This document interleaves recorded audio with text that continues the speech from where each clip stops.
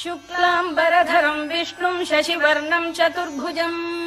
प्रसन्नवदनम् ध्यायेत् सर्वविघ्नोपशान्तये व्यासम् वसिष्ठनप्तारम् शक्तेः पौत्रमकल्मषम् पराशरात्मजम् वन्दे शुकतातम् तपोनिधिम् व्यासाय विष्णुरूपाय व्यासरूपाय विष्णवे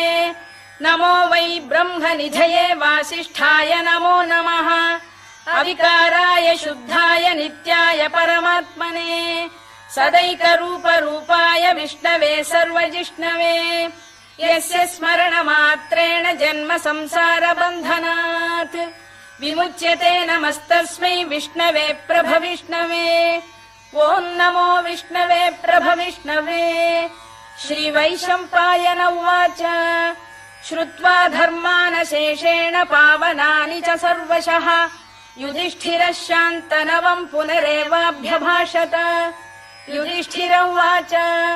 किमेकम् दैवतम् लोके किम् वाप्येकम् परायणम् स्तुवन्तः कङ्कमर्चन्तः प्राप्नुयुर्मानवा शुभम् को धर्मः सर्वधर्माणाम् भवतः परमो मतः किम् जपन्मुच्यते जन्तुर्जन्म संसारबन्धनात्। श्रीभीष्म उवाच जगत्प्रभुम् देवदेवमनन्तम् पुरुषोत्तमम् स्तुवन्नाम सहस्रेण पुरुषः सततोत्थितः तमेव चार्चयन्नित्यम् भक्त्या पुरुषमव्ययम् ध्यायन् स्तुवन् नमस्यम् च यजमानस्तमेव च अनादिनिधनम् विष्णुम् सर्वलोकमहेश्वरम् लोकाध्यक्षम् स्तुवन्नित्यम् सर्वदुःखातिगो भवेत् ब्रह्मण्यम् सर्वधर्मज्ञम् लोकानाम् कीर्तिवर्धनम् लोकनाथम् महद्भूतम् सर्वभूतभवोद्भवम् एष मे सर्वधर्माणाम् धर्मोऽधिकतमो मतः यद्भक्त्या पुण्डरीकाक्षम् स्तवैरच्चेन्नरः सदा परमम् यो महत्तेजः परमम् यो महत्तपः परमम् यो महद्ब्रह्म परमम् यः परायणम् पवित्राणाम् पवित्रम् यो मङ्गलानाम् च मङ्गलम् दैवतम् देवतानाम् च भूतानाम् यो व्ययः यतः सर्वाणि भूतानि भवन्त्यादियुगागमे यस्मिंश्च प्रलयम् यान्ति पुनरेव युगक्षये तस्य लोकप्रधानस्य जगन्नाथस्य भूपते विष्णोर्नाम सहस्रम् मे शृणु पापभयापहम् यानि नामानि गौणानि विख्यातानि महात्मनः ऋषिभिः परिगीतानि तानि वक्ष्यामि भूतये ऋषिर्नाम्नाम् सहस्रस्य वेदव्यासो महामुनिः छन्दोऽनुष्टुप् तथा देवो भगवान् देवकीसुतः अमृतांशुद्भवो बीजम् शक्तिर्देवकी नन्दनः त्रिसामाहृदयम् तस्य शान्त्यर्थे विनियुज्यते विष्णुम् जिष्णुम् महाविष्णुम् प्रभविष्णुम् महेश्वरम् अनेकरूपदैत्यान्तम् नमामि पुरुषोत्तमम् अस्य श्रीविष्णोर्दिव्यसहस्रनामस्तोत्रमहामन्त्रस्य श्रीवेदव्यासो भगवान् ऋषिः अनुष्टुप्छन्दः श्रीमहाविष्णुः परमात्मा श्रीमन्नारायणो देवता अमृतांशुद्भवो भानुरिति बीजम् देवकी नन्दन श्रेष्ठेति शक्तिः उद्भवः क्षोभणो देव इति परमो मन्त्रः शङ्खबृन्नन्दकी चक्रीति कीलकम् शार्ङ्गधन्वा गदाधर इत्यस्त्रम् रथाङ्गपाणिरक्षोभ्य इति नेत्रम् त्रिसामासामगः सामेति कवचम् आनन्दम् परब्रह्मेति योनिः ऋतुः सुदर्शनकाल इति दिग्बन्धः श्रीविश्वरूप इति ध्यानम् श्रीमहाविष्णुप्रीत्यर्थे सहस्रनाम जपे विनियोगः ध्यानम् क्षीरोदन्वत्प्रदेशे शुचिमणिविलसत्सैकते मौक्तिकानाम् माला क्लुप्तासनस्थस्फटिकमणिनिभैर्मौक्तिकैर्मण्डिताङ्गः शुभ्रैरभ्रैरदभ्रैरुपरि विरचितैर्मुक्तपीयूषवर्षैः आनन्दीन पुनीयादरिनलिन गदा शङ्खपाणिर्मुकुन्दः भूः पादौ यस्य नाभिर्वियदसुरनिलश्चन्द्रसूर्यौ च नेत्रे कर्णावाशा शिरोद्यौर्मुखमपि दहनो यस्य वास्तेयमब्धिः अन्तस्थं यस्य विश्वं सुरनरखगो भोगि गन्धर्व दैत्यैः चित्रं रम्यते तं त्रिभुवन वपुषं विष्णुमीशं नमामि। ॐ नमो भगवते वासुदेवाय। शान्ताकारं भुजगशयनं पद्मनाभं सुरेशं विश्वाधारं गगनसदृशं मेघवर्णं शुभाङ्गम् लक्ष्मीकान्तं कमलनयनं योगिहृद्ध्यानगम्यं वन्दे विष्णुं भवभयहरं सर्वलोकैकनाथम्। मेघश्यामं पीतकौशेयवासं श्रीवत्साङ्कं कौस्तुभोद्भासिताङ्गम् पुण्योपेतं पुण्डरीकायताक्षं विष्णुं वन्दे सर्वलोकैकनाथम्। नमः समस्तभूतानामादिभूताय भूभृते अनेकरूपरूपाय विष्णवे प्रभविष्णवे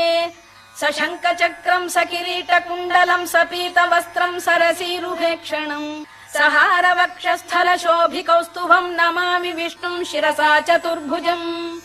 छायायां पारिजातस्य हेमसिंहासनोपरि आसीनमम्बुदश्याममायताक्षमलङ्कृतम् चन्द्राननं चतुर्बाहुं श्रीवत्साङ्कितवक्षसम् रुक्मिणी सत्यभामाभ्यां सहितं कृष्णमाश्रये।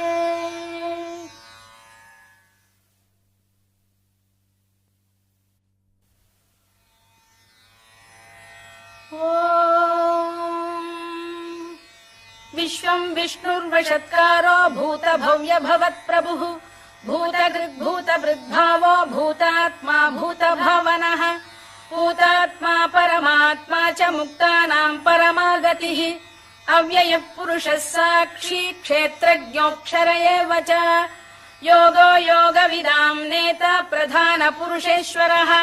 नारसिंहवपुः श्रीमान् केशवः पुरुषोत्तमः सर्वः शर्वः शिवस्थाणुर्भूतादिर्निधिरव्ययः सम्भवो भावनो भर्ता प्रभवः प्रभुरीश्वरः स्वयंभूः शम्भुरादित्यः पुष्कराक्षो महास्वनः अनादिनिधनो धाता विधाता धातुरुत्तमः अप्रमेयो ऋषिकेशः पद्मनाभोऽमरप्रभुः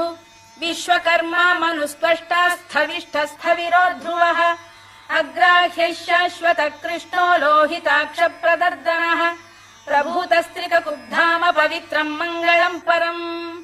ईशान प्राणद प्राणो ज्येष्ठः श्रेष्ठः प्रजापतिः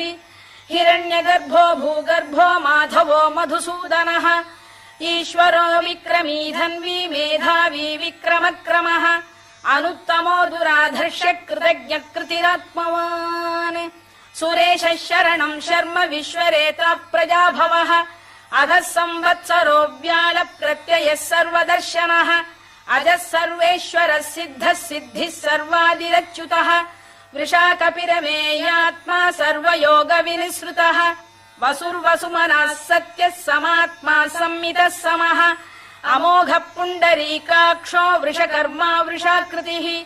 रुद्रो बहुशिरा बभ्रुर्विश्वयोनिः शुचिश्रवाः अमृतः शाश्वतस्थाणुर्वरारोहो महातपाः सर्वगः सर्वविद्भानुर्विश्वक्सेनो जनार्दनः वेदो वेदविदव्यङ्गो वेदाङ्गो वेदवित्कविः लोकाध्यक्षः सुराध्यक्षो धर्माध्यक्षः कृताकृतः चतुरात्मा चतुर्व्यूहश्चतुर्दंष्टश्चतुर्भुजः भ्राजिष्णुर्भोजनं भोक्ता सहिष्णुर्जगदादिजः अनघो विजयो जेता विश्वयोनिः पुनर्वसुः उपेन्द्रो वामनः प्रांशुरमोघः शुचिरूर्जितः अतीन्द्रः सङ्ग्रहः सर्गो धृतात्मा नियमो यमः वेद्यो वैद्यः सदा योगी वीरः माधवो मधुः अतीन्द्रियो महामायो महोत्साहो महाबलः महाबुद्धिर्महावीर्यो महाशक्तिर्महाद्युतिः अनिर्देश्य वपुः श्रीमान् अमे आत्मा महादृधृत् महेश्वासो महीभर्ता श्रीनिवासः सताङ्गतिः अनिरुद्धः सुरानन्दो गोविन्दो गोविदाम्पतिः मरीचिर्दमनो हंसः सुपर्णो भुजगोत्तमः हिरण्यनाभः सुतपाः पद्मनाभ प्रजापतिः अमृत्युः सर्वदृक्सिंहः सन्धाता सन्धिमान् स्थिरः अजो दुर्मर्षणः शास्ता विश्रुतात्मा सुरारिः गुरुर्गुरुतमो धाम सत्यः सत्यपराक्रमः निमिषो निमिषस्रग्वी वाचस्पतिरुदारधीः अग्रणीर्ग्रामणी श्रीमान् न्यायो नेता समीरणः सहस्रमूर्धा विश्वात्मा सहस्राक्षः सहस्रपात् आवर्तनो निवृत्तात्मा संवृतः सम्प्रमर्दनः अधः संवर्तको भङ्गिरनिलो धरणीधरः सुप्रसाद प्रसन्नात्मा विश्वधृक् विश्वभुग्विभुः सत्कर्ता सत्कृतः साधुर्जह्नुर्नारायणो नरः असङ्ख्येयो प्रमेयात्मा विशिष्टः शिष्टकृच्छुचिः सिद्धार्थ सिद्ध सङ्कल्पः सिद्धिदः सिद्धिसाधनः वृषाही वृषभो विष्णुर्वृषपर्वा वृषोदरः वर्धनो वर्धमानश्च विविक्तः श्रुतिसागरः सुभुजो दुर्धरो वाग्मी महेन्द्रो वसुदो वसुः नैकरूपो बृहद्रूपः शिपिविष्टप्रकाशनः ओजस्तेजोऽब्जुदिधर प्रकाशात्मा प्रतापनः वृद्धस्पष्टाक्षरो मन्त्रश्चन्द्रांशुर्भास्करद्युतिः अमृतांशुद्भवो भानुः शशबिन्दुः सुरेश्वरः औषधम् जगतः सेतुः सत्यधर्मपराक्रमः भूतभव्यभवन्नाथः पवनः पावनो नरः कामः कामकृत्कान्तः कामः कामप्रदप्रभुः युगादिकृद्युगावर्तो नैकमायो महाशनः अदृश्यो व्यक्तरूपश्च सहस्रजिदनन्तजित् इष्टो विशिष्टः शिष्टेष्टः शिखण्डी नघुषो वृषः क्रोधः क्रोधकृत्कर्ता विश्वबाहुर्महीधरः अच्युत प्रथित प्राण प्राणदो वासवानुजः अपां निधिरधिष्ठानमप्रमत्त प्रतिष्ठितः स्कन्द स्कन्दधरो धुर्यो वरदो वायुवाहनः वासुदेवो बृहद्भानुरादिदेवः पुरन्दरः अशोकस्तारणस्तारः शूरः शौरिर्जनेश्वरः अनुकूलः शतावर्तः पद्मी पद्मनिभेक्षणः पद्मनाभोरविन्दाक्षः पद्मगर्भः शरीरभृत् महर्धिर्वृद्धो वृद्धात्मा महाक्षो गरुडध्वजः अतुलः शरभो भीमः समयज्ञो हविर्हरिः सर्वलक्षणलक्षण्यो लक्ष्मीवान् समितिञ्जयः विक्षरो रोहितो मार्गो हेतुर्दामोदरः सहः महीधरो महाभागो वेगवानमिताशनः उद्भवः क्षोभणो देवः श्रीगर्भः परमेश्वरः करणम् कारणम् कर्ता विकर्ता गहनो गुहः व्यवसायो व्यवस्थानः संस्थानस्थानदो ध्रुवः परधिः परमस्पष्टस्तुष्टः पुष्टः शुभेक्षणः रामो विरामो विरतो मार्गो नेयो नयोनयः वीरः शक्तिमताम् श्रेष्ठो धर्मो धर्मविदुत्तमः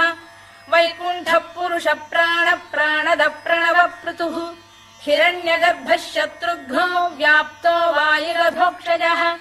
ऋतुः सुदर्शनकारः परमेष्ठी परिग्रहः उग्रः संवत्सरो दक्षो विश्रामो विश्वदक्षिणः विस्तारस्थावरस्थाणुः प्रमाणम् बीजमव्ययम् अर्थोऽनर्थो महाकोशो महाभोगो महाधनः अनिर्विण्णस्थविष्ठो भूर्धर्मयूपो महामखः नक्षत्रनेमिर्नक्षत्री क्षमः क्षामः समीहनः यज्ञयुज्यो महेद्यश्च क्रतुः सत्रम् सताम् गतिः सर्वदर्शी विमुक्तात्मा सर्वज्ञो ज्ञानमुत्तमम् सुव्रतः सुमुखः सूक्ष्मः सुघोषः सुखरः सुहृद् मनोहरो जितक्रोधो वीरबाहुर्विदारणः स्वापनः स्ववशो व्यापी नैकात्मा नैककर्मकृत् वत्सरो वत्सलो वत्सी रत्नगर्भो धनेश्वरः धर्मकृद्धर्मकृद्धर्मी सदसक्षरमक्षरम् अभिज्ञाता सहस्रांशुर्विधाता कृतलक्षणः दभस्तिनेमिः सत्तस्तः सिंहो भूतमहेश्वरः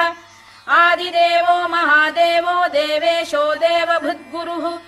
उत्तरो गोपतिर्गोप्ता ज्ञानगम्यः पुरातनः शरीरभूतभृद्भोक्ता कपीन्द्रो भूरि दक्षिणः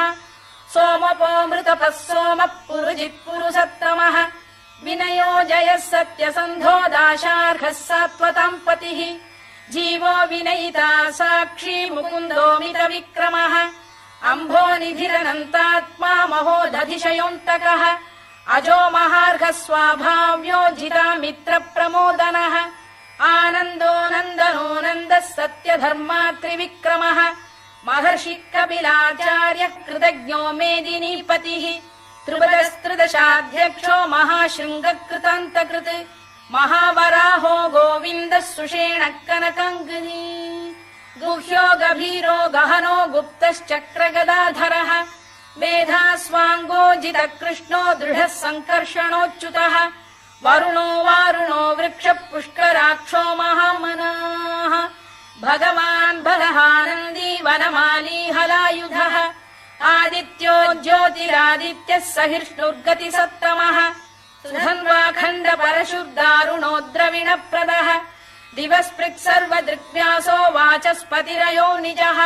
त्रिसामासामगः साम निर्वाणम् भेषजम् भिषज सन्न्यासकृच्छमः शान्तो निष्ठा शान्तिपरायणम् शुभाङ्गः शान्तिदः स्रष्टा कुमुदः कुवलेशयः गोहितो गोपतिर्गोप्ता वृषभाक्षो वृषप्रियः अनिवर्ती निवृत्तात्मा संक्षेप्ताक्षेमकृत् शिवः श्रीवत्सवक्षः श्रीवासः श्रीपतिः श्रीमताम्बरः श्रीधः श्रीशः श्रीनिवासः श्रीनिधिः श्रीविभावनः श्रीधर श्रीकर श्रेयः श्रीमान् लोकत्रयाश्रयः स्वक्षः स्वङ्गः शतानन्दो नन्दिर्ज्योतिर्गणेश्वरः विजितात्मा विधेयात्मा सत्कीर्तिश्छिन्न संशयः उदीर्णः सर्वतश्चक्षुरनीशः शाश्वतः स्थिरः भूषयो भूषणो भूतिर्विशोकः शोकनाशनः अर्चिष्मानर्चितः कुम्भो विशुद्धात्मा विशोधनः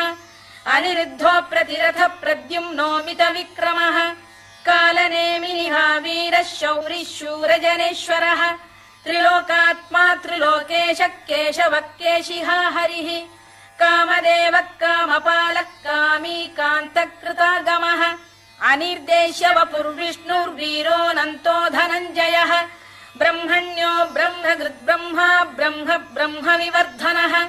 ब्रह्मविब्राह्मणो ब्रह्मी ब्रह्मज्ञो ब्राह्मणप्रियः महाक्रमो महाकर्मा महातेजा महोरगः महाक्रतुर्महायज्वा महायज्ञो महाहविः स्तव्यस्तव प्रियस्तोत्रम् स्तुतिस्तोतारणप्रियः पूर्णः पूरयिता पुण्यः पुण्यकीर्तिरनामयः मनोजवस्तीर्थकरो वसुरेता वसुप्रदः वसुप्रदो वासुदेवो वसुर्वसुमनाहविः सद्गतिः सत्कृतिः सत्ता सद्भूतिः सत्परायणः शूरसेनो यदुश्रेष्ठः सन्निवासः सुयामुनः भूतावासो वासुदेवः सर्वासु निलयो नलः दर्पः दर्पदो दृप्तो दुर्धरोऽथा पराजितः विश्वमूर्तिर्महामूर्तिर्दीप्तमूर्तिरमूर्तिमान् अनेकमूर्तिरव्यक्तः शतमूर्तिः शताननः एकोनैकः स वक्र किम् यत्तत्पदमनुत्तमम् लोकबन्धुर्लोकनाथो माधवो भक्तवत्सलः सुवर्णवर्णो हेमाङ्गो वराङ्गश्चन्दनाङ्गदी वीरः विषमः शून्यो घृता क्षीरचरश्चलः अमानी मानदो मान्यो लोकस्वामी त्रिलोकधृत् सुमेधा मेधजो धन्यः सत्यमेधाधराधरः तेजो वृषोद्युतिधरः सर्वशस्त्रभृताम्बरः प्रग्रहो निग्रहो व्यग्रो नैकशृङ्गो गदाग्रजः चतुर्मूर्तिश्चतुर्बाहुश्चतुर्व्यूहश्चतुर्गतिः चतुरात्मा चतुर्भावश्चतुर्वेदविदेकपात् समावर्तो निवृत्तात्मा दुर्जयो दुरतिक्रमः दुर्लभो दुर्गमो दुर्गो दुरावासो दुरारिः शुभाङ्गो लोकसारङ्गः सुतन्तुस्तन्तु वर्धनः इन्द्रकर्मा महाकर्मा कृतकर्मा कृतागमः उद्भवः सुन्दरः सुन्दो रत्ननाभः सुलोचनः अर्को वाजसनः शृङ्गी जयन्तः सर्वविजयी सुवर्णबिन्दुरक्षोभ्यः सर्ववागीश्वरेश्वरः महाह्रदो महागर्तो महाभूतो महानिधिः कुमुद कुन्दर कुन्द पर्जन्यः पावनो निलः अमृताशोऽमृतवपुः सर्वज्ञः सर्वतोमुखः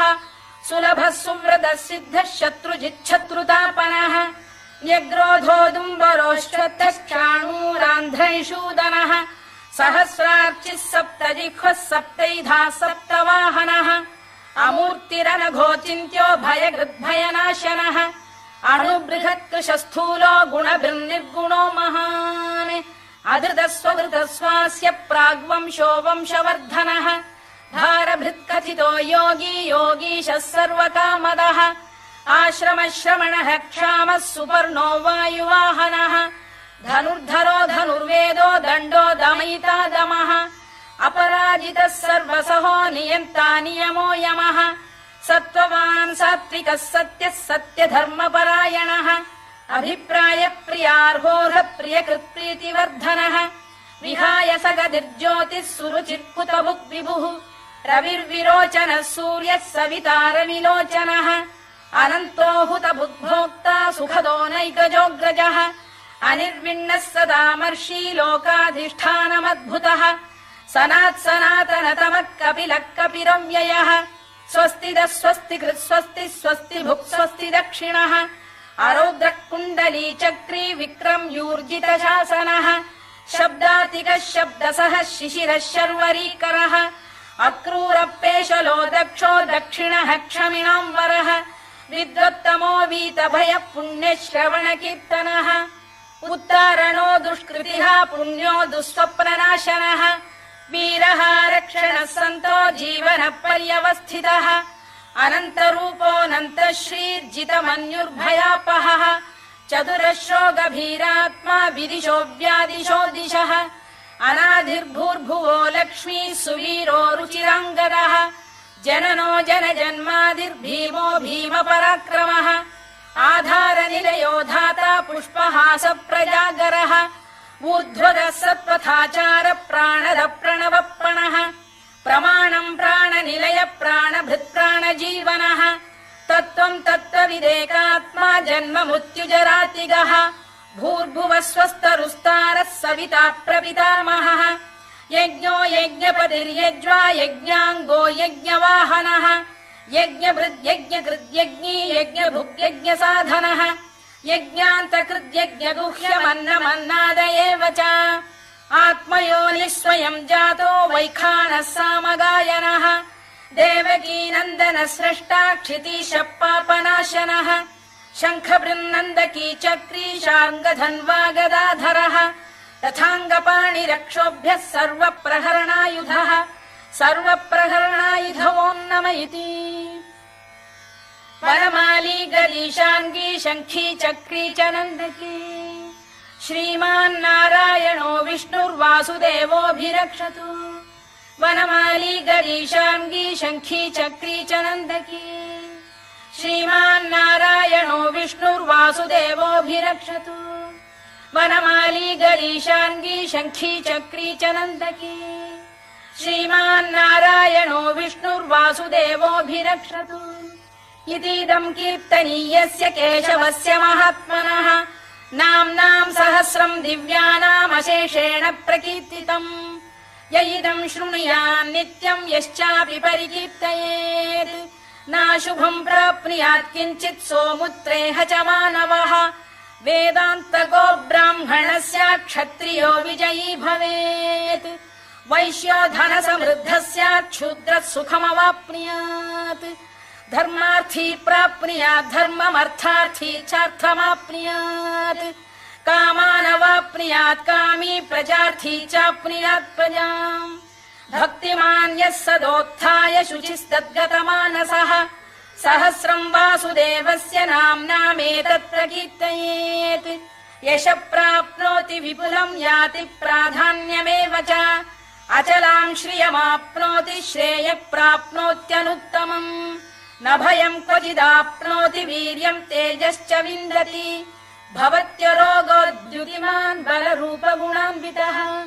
रोगार्तो मुच्यते रोगात् बद्धो मुच्येत बन्धनात्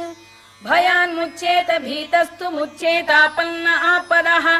दुर्गाण्यतितरत्याशु पुरुषः पुरुषोत्तमम् स्तुवन्नाम सहस्रेण नित्यम् भक्ति समन्वितः वासुदेवाश्रयो मर्त्यो वासुदेवपरायणः सर्वपाप विशुद्धात्मा याति ब्रह्म सनातनम् न वासुदेव भक्तानामशुभम् विद्यते क्वचित् जन्म मृत्युजरा व्याधि भयम् नैवोपजायते इमम् स्तवमधीयान श्रद्धा भक्ति समन्वितः युज्येतात्मसुखक्षान्ति श्रीधृति स्मृति कीर्तिभिः न क्रोधो न च मात्सर्यम् न लोभो न शुभा मतिः भवन्ति कृतपुण्यानाम् भक्तानाम् पुरुषोत्तमे द्यौः स चन्द्रार्कनक्षत्राखम् दिशो भूर्महो दधिः वासुदेवस्य वीर्येण विधृतानि महात्मनः ससुरासुरगन्धर्वम् स यक्षोरगराक्षसम् जगत्वशे वर्ततेदम् कृष्णस्य सचराचरम् इन्द्रियाणि मनो बुद्धिः सत्त्वम् तेजो बलम् धृतिः वासुदेवात्मकान्याहुः क्षेत्रम् क्षेत्रज्ञ एव च सर्वागमानामाचार प्रथमम् परिकल्पते आचार प्रभवो धर्मो धर्मस्य प्रभुरच्युतः ऋषयः पितरो देवा महाभूतानि धातवः जङ्गमा जङ्गमम् चेदम् जगन्नारायणोद्भवम् योगो ज्ञानम् तथा साङ्ख्यम् विद्या शिल्पादिकर्म च वेदाः शास्त्राणि विज्ञानमेतत् सर्वम् जनार्दनात् एको विष्णुर्महद्भूतम् पृथग्भूतान्यनेकशः त्रीन् लोकान् व्याप्य भूतात्मा भुङ्क्ते विश्वभुवव्ययः इमम् स्तवम् भगवतो विष्णोर्व्यासेन कीर्तितम् पठेद्य इच्छेत् पुरुषः श्रेयत् प्राप्तुम् सुखानि च विश्वेश्वरमजम् देवम् जगतः प्रभुमव्ययम् भजन्ति ये पुष्कराक्षम् न ते यान्ति पराभवम् न ते यान्ति पराभवम् ओन्नम इति अर्जुनोवाच पद्मपत्र विशालाक्ष पद्मनाभ सुरोत्तम भक्तानामनुरक्तानाम् त्राता भव जनार्दन श्रीभगवानुवाच यो माम् नाम सहस्रेण स्तोतुमिच्छति पाण्डव सोऽहमेकेन श्लोकेन स्तुत एव न संशयः